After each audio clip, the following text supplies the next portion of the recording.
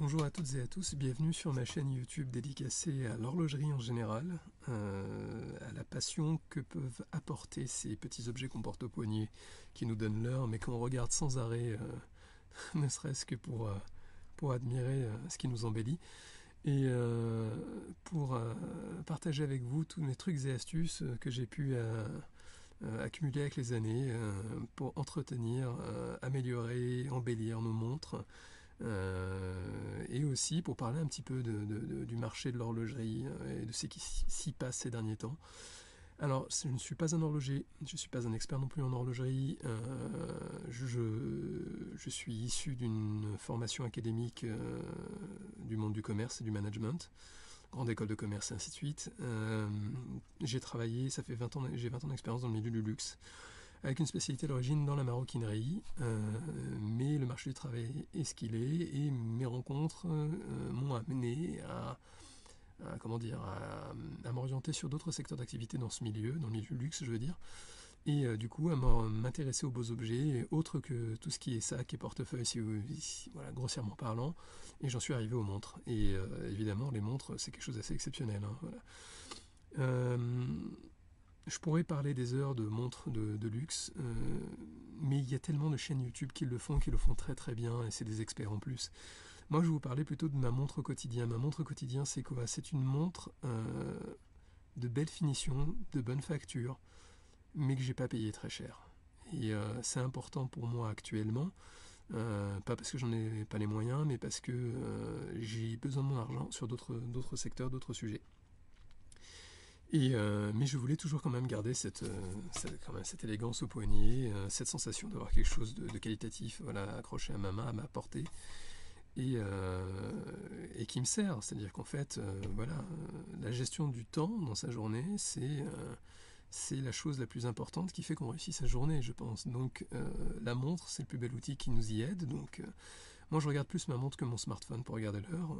Voilà, donc j'y tiens. Donc pour arriver à cela, je déniche sur Internet des bonnes affaires, notamment au niveau des montres asiatiques, où je vois justement que le marché est un petit peu plus complexe que ce qu'il y paraît. On ne s'arrête pas du haut, du moyen et du bas de gamme. Il y a toute une nébuleuse, et entre le bas et le moyen, entre le moyen et le haut, et entre le moyen et entre le premium et le luxueux, il y a tout un marché avec des fournisseurs qui proposent des produits qui sont intermédiaires à des prix qui sont parfois très bas parce qu'ils n'ont pas la notoriété, parce qu'ils n'ont pas le nom, parce qu'ils sont fabriqués dans un pays qui n'est pas le pays auquel on penserait quand il s'agit de haute horlogerie. Donc on trouve quand même des choses très sympas, et ça vaut le coup quand même de s'y intéresser. C'est peut-être le marché de demain.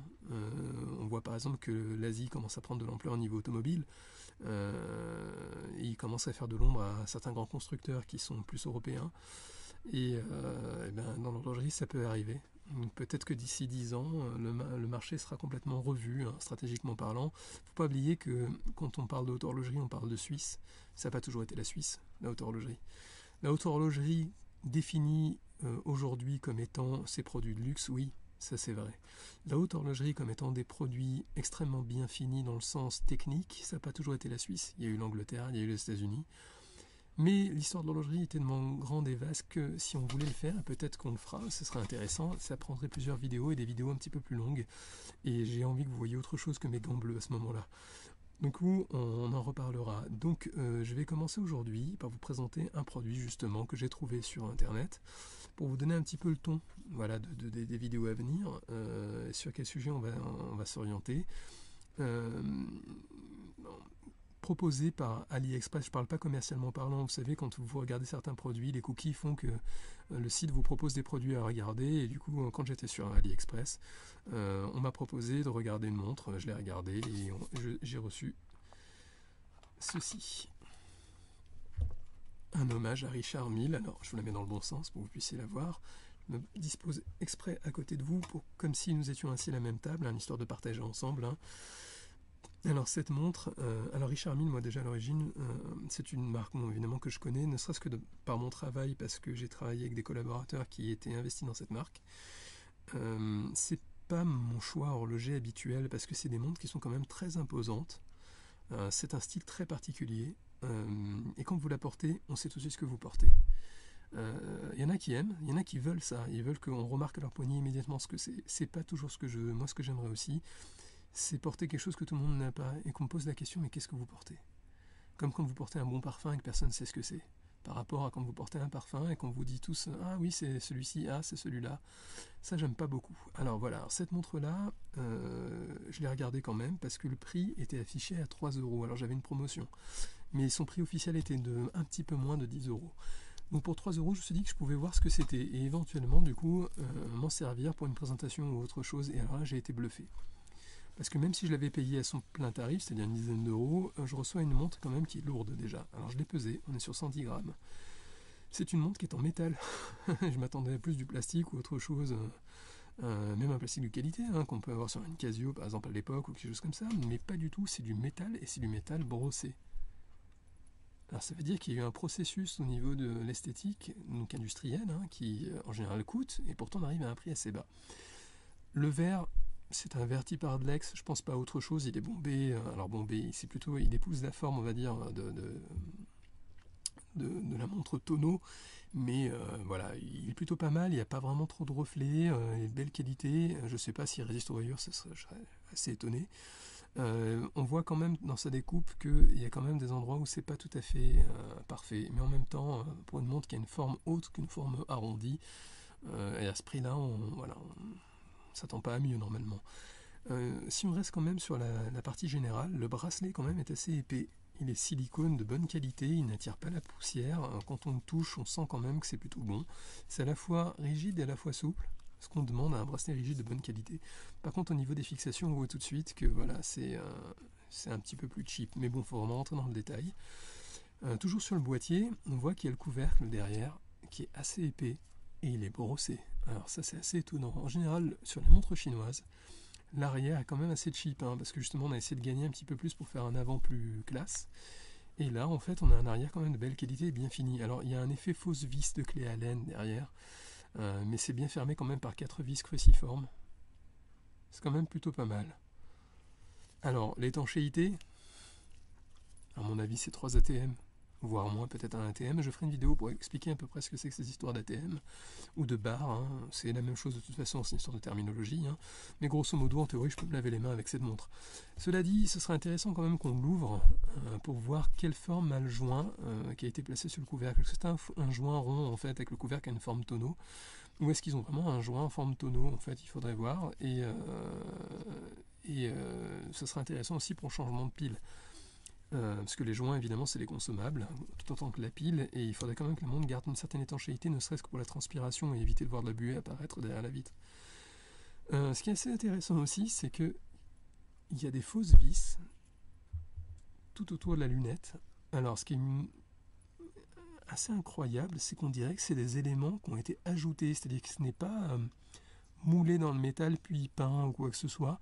Pourquoi je vous dis ça? Parce qu'en fait, dans chaque petit emplacement, en fait, la vis n'a pas la même position, elle n'est pas collée vraiment au centre tout le temps, parfois un tout petit peu sur la gauche, un tout petit peu sur la droite.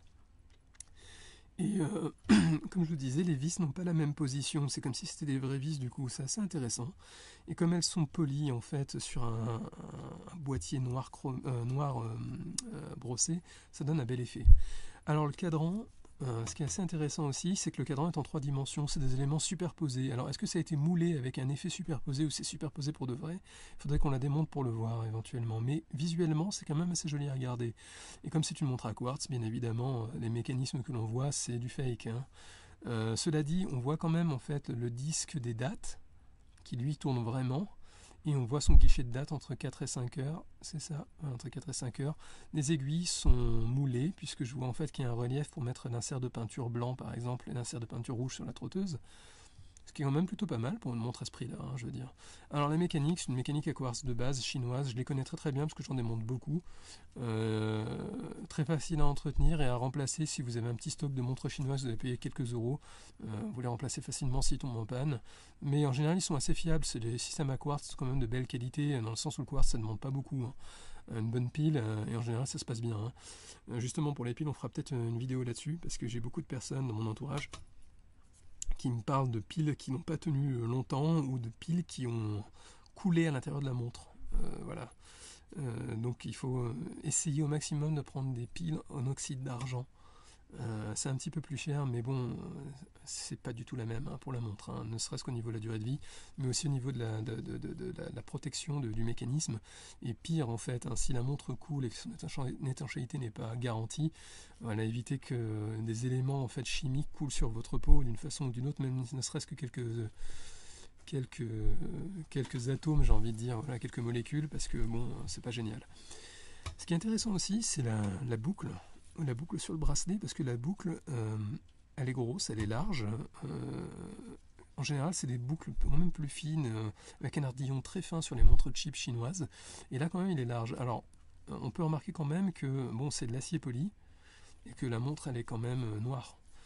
Donc ça aurait été intéressant d'avoir quand même une boucle qui soit adaptée, mais bon, comme c'est fabriqué en masse pour avoir ce prix-là, je pense pas qu'on puisse en demander tant.